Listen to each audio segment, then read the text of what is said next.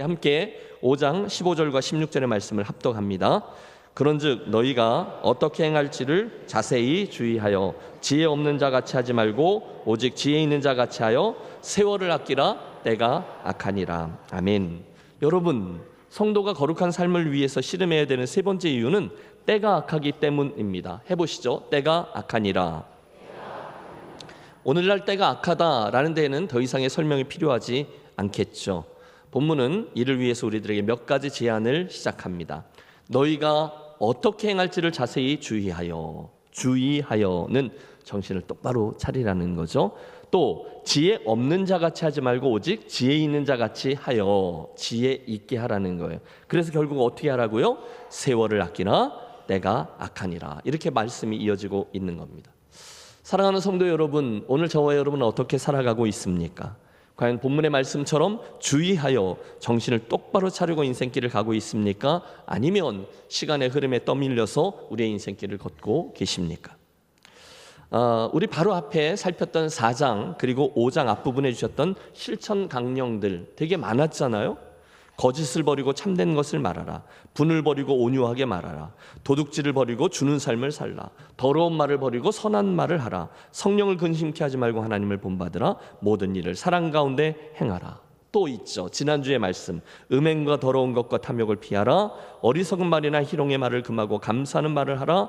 빛의 열매 착함과 의로움과 진실함을 맺으라. 영적으로 깨어 있으라. 등등. 여러분, 굉장히 많은 이 이야기들을 염두에 두고 오늘 어떻게 행할지를 주의하여 살아가라는 말씀이죠. 어떻게 행할지. 그 다음 지혜 없는 자 같이 하지 말고 지혜 있는 자 같이 하여. 여러분, 여기에 나오는 지혜는 단순히 머리가 좋은 것을 의미하지 않아요. 대신에 이 지혜는 인생에 대한 우리 하나님의 뜻과 계획을 알고 나를 거기에다 맞추어 살아가는 모습을 뜻합니다. 여러분, 성경이 말씀하고 있는 어리석은 사람이 있잖아요. 시편 53편 1절. 어리석은 자는 어떤 사람입니까? 그의 마음에 이르기를 하나님이 없다 하도다. 하나님이 없다 말하는 이들이 어리석대요. 누가복음 12장도 말씀합니다. 하나님은 이르시되 어리석은 자여 오늘 밤에 내 영혼을 도로 찾으리니 그러면 내 준비한 것이 누구의 것이 되겠느냐. 뭐죠? 자기를 위하여 재물을 쌓아두고 하나님께 대하여 부여하지 못한 자가 어리석은 자라는 겁니다.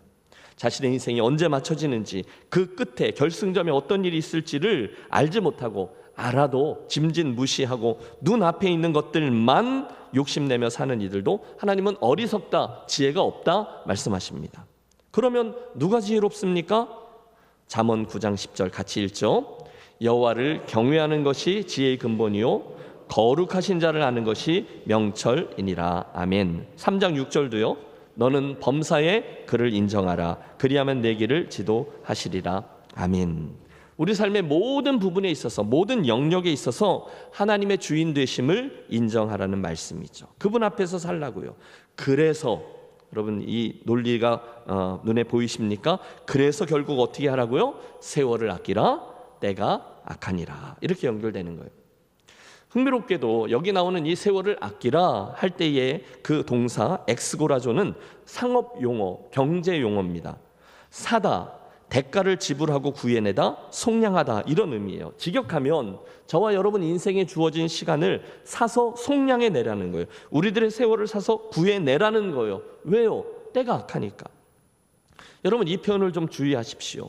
사탄은 오늘도 저와 여러분의 눈을 가리워서 우리로 영원, 또 영원한 하나님 나라의 가치를 보지 못하게 하고 그저 눈앞에 있는 것이 다인 양 우리를 속이고 있어요. 그런 상황에 어떻게 살라고요? 세월을 아끼라, 세월을 구해내라, 의미 있게 속량하라 이런 뜻입니다. 사랑하는 여러분, 우리 하나님 앞에서는 내가 90세를 살았는지 100세를 살았는지 그 시간의 길이가 중요하지 않죠. 대신에 그 시간을, 그 세월을 어디에서 어떻게 살았느냐가 중요합니다. 그러므로 사랑하는 성도 여러분, 저와 여러분에게 시간이 있을 때, 기회가 있을 때, 건강이 있을 때 주님과 또 하나님께서 인정하시는 일들을 위해서 열심히 충성하는 지혜로운 분들이 되시기를 또 한번 축복합니다. 사실 우리 성도로서 거룩한 삶, 열매 맺는 삶을 원하지 않는 이는 없을 겁니다. 그런데 실제로는 잘 못해요. 왜요? 게으름 때문이죠. 우리 얼마 전에 전교우 성경 일독 했잖아요. 여러분, 그 수고를 감당할 때 최고의 장애물은 바쁨이나 피곤함이었나요? 아닐 거예요. 게으름이었습니다. 목사님 도대체 하나님의 뜻을 잘 모르겠어요. 하나님 나에게 뭘 원하시는지 잘 모르겠어요. 아니요, 그렇지 않습니다. 우리는 오늘 나를 향한 하나님의 음성이 이곳에 담겨 있다는 것을 알고 있어요. 여러분 주목하세요. 저와 여러분은 모세보다, 저와 여러분은 아브라함보다, 저와 여러분 다니엘보다 훨씬 더 많은 하나님의 음성을 이 말씀을 통해 들을 수 있어요. 그런데 잘 안 열고 잘 안 알아듣죠. 게으름 때문입니다. 잠언 22장 13절에 이런 말씀이 있습니다. 게으른 자는 말하기를 사자가 밖에 있은즉 내가 나가면 거리에서 찢기겠다 하느니라. 너무도 당연한 소리를 하고 있다는 거예요. 밖에 나가면 사자가 있어서 위험해. 그리고 아무것도 안 한다는 거예요. 그냥 하면 되는데 안 해요. 못해서 안 하는 게 아니라 안 해요. 그냥 바쁘다 바빠를 반복합니다. 그런데 냉철히 따져보면 저와 여러분은 시간이 부족하기보다는 게을러서 안 할 때가 훨씬 더 많습니다. 그러면 어떻게 해야 하나요? 좋은 방법이 있죠. 내가 그걸 왜 해야 하는지, 내가 왜 그렇게 살아야 하는지에 대한 성경적인 해답을 붙드는 거죠. 주님의 음성이 여기에 있다 하시니까 성경을 읽는 거잖아요. 기도 외에는 능력이 없다 하시니까 기도하는 거잖아요. 주님을 향한 사랑은 증명하는 것이다 하시니까 섬기는 거죠. 그 성경적인 답을 우리가 붙잡고 게으름을 극복하는 이들이 지혜롭다라는 말씀이죠. 이어지는 17절도 같은 내용을 반복하고 있습니다. 함께 읽죠. 그러므로 어리석은 자가 되지 말고 오직 주의 뜻이 무엇인가 이해하라. 여러분 어리석은 자는 주님의 뜻을 알지 못하니까 당연히 자기가 바라는 것만 행하며 삽니다. 그러나 지혜로운 사람은 주의 뜻이 무엇인지를 아니까 주의 뜻을 행하며 살아갑니다. 늘 우선순위가 거기 있어요. 그러면 어떻게 주의 뜻을 이해하고 분별할 수 있습니까? 우리 그리스도인은 누구나 잘 알죠? 첫째, 기대한 마음으로 말씀을 읽는 거죠. 오늘 나에게 말씀하시는 현재형 음성이 이곳에 담겨 있음을 알고 말입니다. 또 주의 뜻을 우리가 알 수 있는 방법은 기도잖아요. 여러분 기도하다 보면 주께서 내 마음의 소원을 통해서 일하기도 하시고 기도 중에 나를 바꾸기도 하시고 하나님께서 기뻐하시는 것을 선택할 수 있게 도우십니다.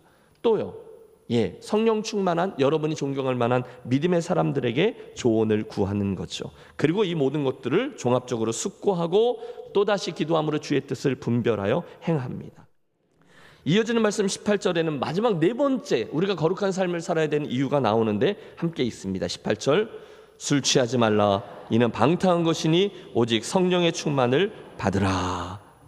따라해 주세요. 오직 성령의 충만을 받으라. 여러분 우리가 왜 새 사람이 되어 거룩한 삶을 위해 몸부림을 쳐야 합니까? 성령 충만한 삶, 성령의 사람으로 살아내기 위함이에요. 여러분 거룩한 삶을 위해서 수고하지 않으면 성령 충만한 삶을 살 수가 없어요. 당연하죠. 여러분 뭐니 해도 성도는 성령 충만해야 되는 줄로 믿습니다. 뭐니 해도 여러분 교회 공동체는 주의 영이 충만해야 되는 줄로 믿습니다. 그래서 우리가 거룩을 향한 수고를 하는 거죠. 우선 본문은요, 술 취하지 말고 라고 했습니다. 해볼까요? 술 취하지 말고. 여러분 에베소 교회 성도들 가운데 예수는 믿었지만 여전히 술을 좋아하던 애주가들이 있었던 것 같아요.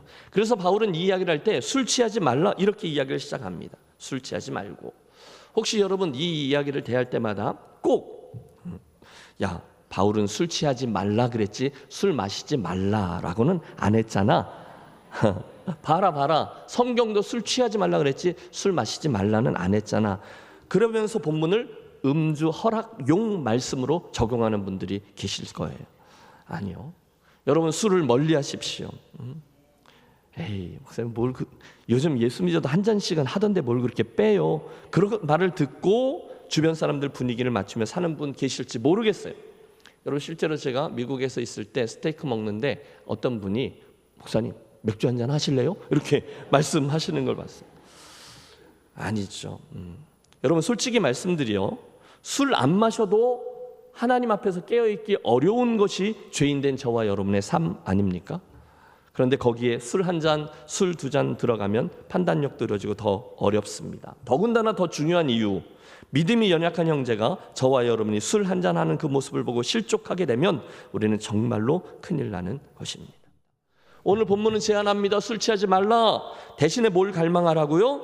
성령으로 충만함을 받으라. 여러분 이것은요 그분의 명령입니다. 성령 충만은 성도에게 선택이 아니라 명령입니다. 의무예요. 또 이 명령형에 현재 시제가 사용되고 있다는 것은 우리들의 성령 충만이 옛날에 한 번, 10대 때 한 번, 또는 예수 잘 믿을 때, 처녀 때, 총각 때 한 번, 극적인 경험이 아니라 오늘도 현재형이거든요. 계속적으로 지속되어야 하는 경험임을 의미합니다. 우리는 누구나 예수를 처음 믿을 때 성령을 받아요. 우리가 앞에 신앙의 이론편 할 때, 하늘의 신령한 복 할 때 성부 하나님의 예정, 성자 예수님의 구속, 그리고 성령 하나님의 보증 이야기를 함께 나누었어요.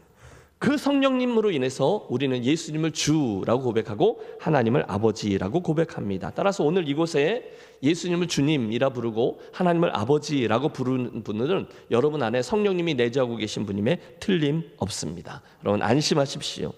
하지만 성령 충만에 대한 이야기는 조금 다릅니다. 이것은 그 다음에 오늘 내 인생이 정말로 그분의 충분한 영향권 아래 있는지 아닌지 그것에 관한 문제예요.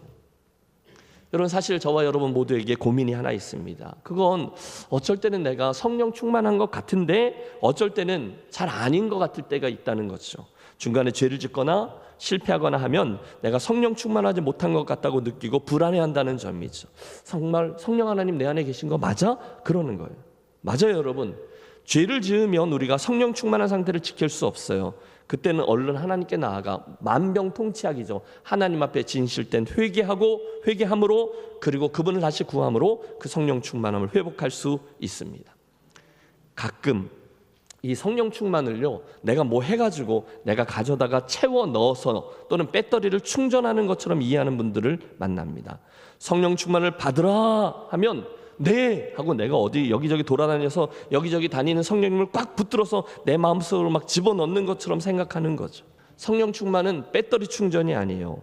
성령 충만은 내가 교회 와서 열심히 기도하면 요만큼 차고 조금 더 센 기도원에 올라가서 김식 기도하면 좀 더 차고 산기도해서 소나무 뿌리를 하나 뽑으면 거의 다 차고 그러다 능력의 종에게 안수기도 한번 받으면 드디어 완전히 충전되어 파란불이 들어오는 그래서 이제 밖에 나가 완전히 차지가 됐으니까 능력 있게 병도 고치고 복음도 전하고 그런 류의 성령 충만이 아니라는 거예요. 여러분 잘못된 이해입니다.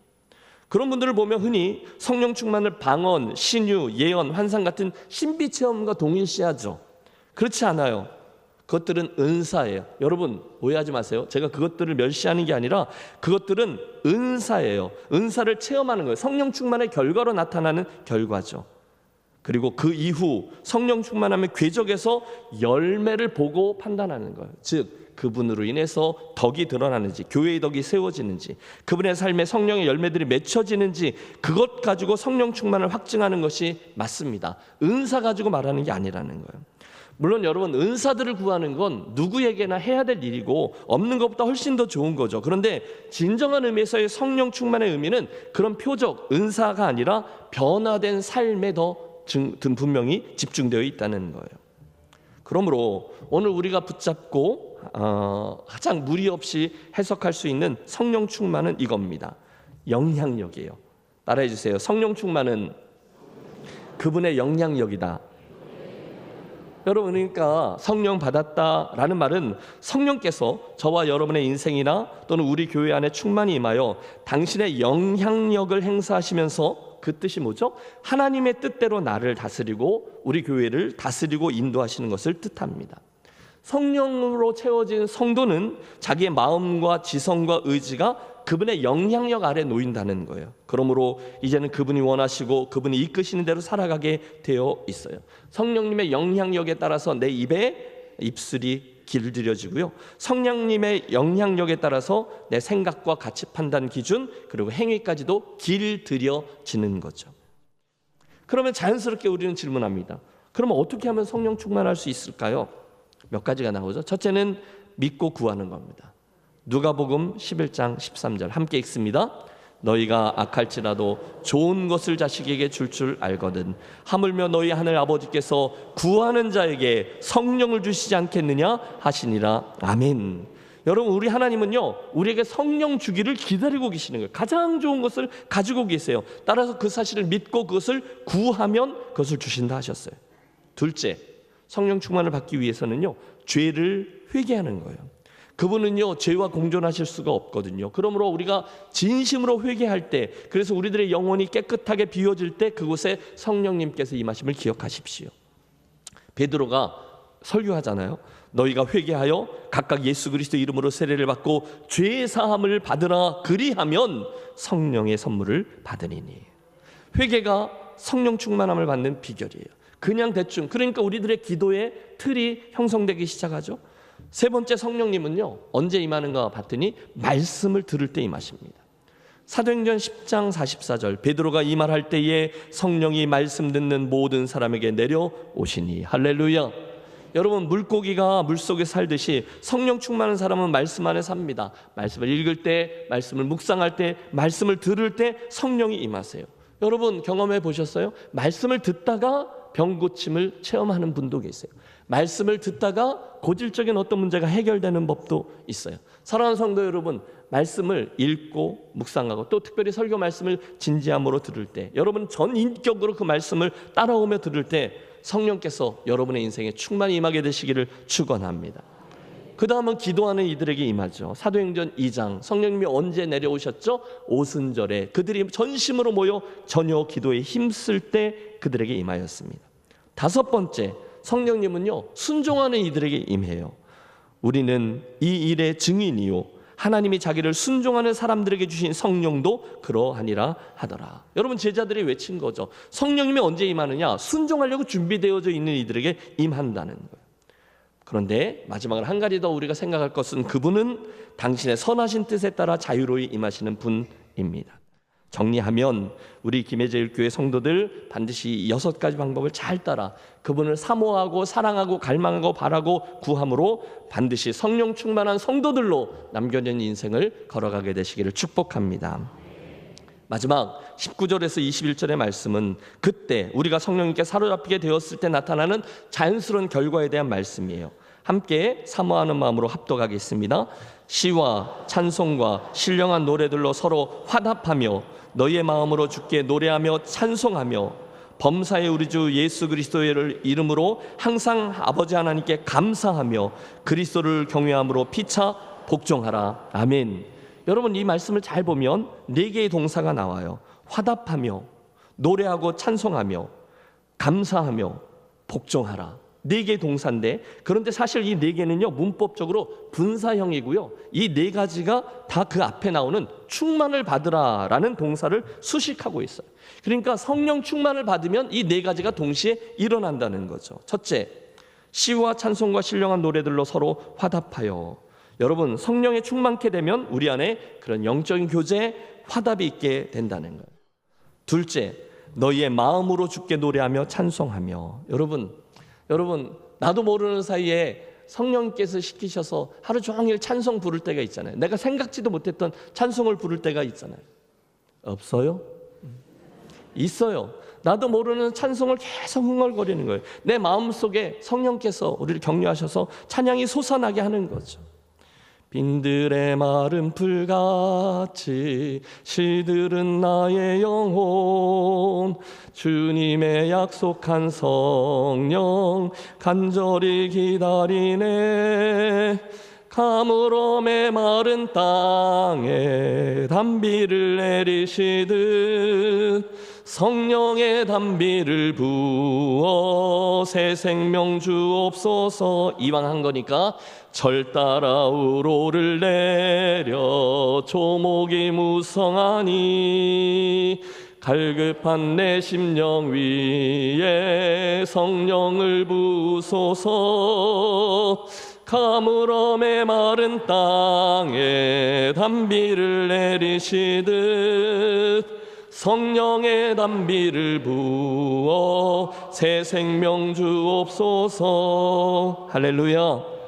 여러분, 성령께서 여러분 삶에 구체적으로 임하셔서 날마다 여러분 안에 이 찬송의 영이 간절히 솟아나게 되시기를 또한 축복합니다.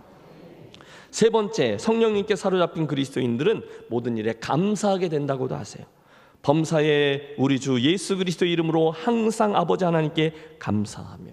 범사에 모든 일이라고 했어요. 같은 상황을 봐도 성령께서 임하시면 이게 다르게 보이는 거죠. 그분이 함께 하시니까요. 전에는 그냥 단순한 힘듦이었는데 큰일 났네, 어떻게 하네. 그런데 이 상황이 감사로 바뀝니다. 사랑하는 여러분, 혹시 오늘 여러분 안에 복음, 에베소서 1장부터 3장까지 우리 내내 들었던 그 복음의 감격과 능력이 식어져 있지는 않으십니까? 그렇다면 여러분은 성령 충만함을 받으셔야 합니다. 죄인 줄 알면서도 그 유혹에 질질 끌려가고 계신 분 계십니까? 성령 충만을 받으셔야 합니다. 마음은 원이로 돼 육신이 약하여서 하면서 듣기는 들어도 그건 듣는 거고 순종은 안 해요? 당신은 성령을 받으셔야 합니다. 예배가 지겨우십니까? 찬양과 감사와 기쁨이 없습니까? 당신은 성령을 받아야 합니다. 말씀 듣기가 힘듭니까? 말씀을 듣고 내 입으로 은혜 받았다고 다른 사람들하고는 그럴듯하게 나누기는 하지만 실제로 내 삶에 그것을 순종하는 것 아닙니까? 당신은 성령을 받으셔야 합니다. 입이 무거워 기도가 잘 안 됩니까? 열심히 봉사는 하지만 여러분의 심령은 여전히 답답하고 갈급합니까? 당신은 성령 받으셔야 합니다. 아무리 범죄고 아무리 애를 써도 하늘은 잠잠하고 하나님은 저 멀리 계신 듯 합니까? 당신은 성령을 받으셔야 합니다. 여러분 인생에 하나님께 내놓을 열매가 없다는 것에 대해서 괴롭지 않으세요? 죽어가는 영혼을 보고도 이 사람은 이런 말하고 저 사람 저런 말하고 선교한다 그러고 그러는데 나는 전혀 아쉽지 않습니까? 당신은 성령을 받으셔야 합니다. 내가 그렇게 애를 써도 내가 이렇게 변하지 않는 모습, 교회가 변화되지 않는 모습을 보며 판단하고 점수 매기고 있습니까? 당신은 성령을 받으셔야 합니다. 너무도 다행스러운 하나님의 약속이 있어요. 누가복음 11장 5절에서 8절 들어보세요. 또 이르시되 너희 중에 누가 벗이 있는데 밤중에 그에게 가서 말하기를 벗이여 떡 세 덩이를 내게 구워달라. 내 벗이 여행 중에 내게 왔으나 내가 먹을 것이 없노라 하면 그가 안에서 대답하여 이르되 나를 괴롭게 하지 마라. 문이 이미 닫혔고 아이들이 나와 함께 침실에 누웠으니 일어나 내게 줄 수가 없노라 하겠느냐. 내가 너에게 말하노니 비록 벗됨으로 인하여서는 일어나 주지 아니할지라도 그 간청함으로 인하여는 일어나 그 요구대로 주리라. 예수님이 가르치는 거예요. 기도에 대해서 가르치시는데 강청하는 간구를 하래요. 강청하는 기도를 하래요. 그런데 뭘 강청합니까? 이어지는 누가복음 11장 9절과 10절 함께 읽죠. 이걸 강청하래요. 내가 또 너에게 이르노니 구하라 그러면 너에게 주실 것이요 찾으라 그러면 찾아낼 것이요 문을 두드리라 그러면 너에게 열릴 것이니 구하는 이마다 받을 것이요 찾는 이는 찾아낼 것이요 두드리는 이에게는 열릴 것이니라. 이걸 구하라는 거예요. 계속 구하래요. 간절히 구하래요. 무엇을요? 이어지는 말씀 너희 중에 아버지 된 자로서 누가 아들이 생선을 달라 하는데 생선 대신에 뱀을 주며 알을 달라 하는데 전갈을 주겠느냐. 너희가 악할지라도 좋은 것을 자식에게 줄 줄 알거든 하물며 너희 하늘 아버지께서 구하는 자에게 뭘 줘요? 성령을 주시지 않겠느냐 하시니라. 할렐루야. 여러분 앞에 나오는 이 모든 말씀들 구하라 찾으라 두드리라 여러분 잘 아시죠? 돈 달라고 하는 기도하라고 그거 하는 게 아니에요. 그거 말고 뭘 달라고요? 성령을 주시지 않겠느냐. 가장 좋은 것. 명절 끝날 곧 큰 날에 예수께서 서서 외쳐 이르시되 누구든지 목마르거든 내게로 와서 마시라. 나를 믿는 자는 성경 이름과 같이 그 배에서 생수의 강이 흘러나오리라 하시니 이는 그를 믿는 자들이 받을 성령을 가리켜 말씀하신 것이라. 누구든지 목마르거든 여러분 갈망하십시오. 그리고 주님께 그것 달라고 구하십시오. 강청해서 구하십시오. 벗의 떡 강청함 같이 구하십시오. 구하라 찾으라 두드리라. 무엇을 위해서요? 성령 충만함을 위해서요.